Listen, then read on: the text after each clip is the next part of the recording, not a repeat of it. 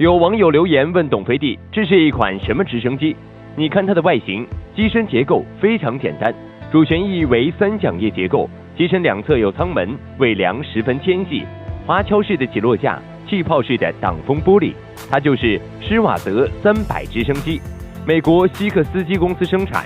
它机身长9.40米，主旋翼直径为8.18米，高度2.65米，是一款轻型民用直升机。它使用一台活塞发动机为动力，速度每小时176千米，航程360千米。它内部可坐2人，并排的座位相隔较远，活动空间充足，两侧均有舱门，方便出入。飞行控制台非常小巧，加上挡风玻璃为气泡式，让乘坐者的视野非常良好。那么它的价值是多少呢？只要人民币331万。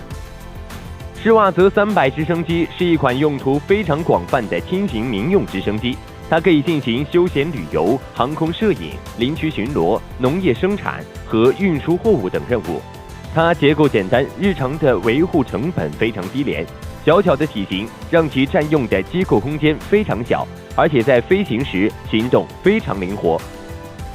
施瓦泽300直升机的动力来源为一台莱康明 HIO 360DEA 发动机，让这款直升机最大的起飞重量可达到930千克。这款直升机使用的航电系统不是很先进，但是在技术上比较可靠，其飞行控制台上安装的主要是机械仪表盘。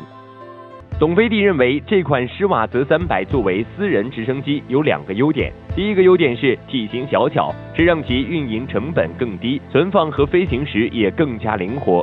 第二个优点是可执行多种任务，性价比非常高。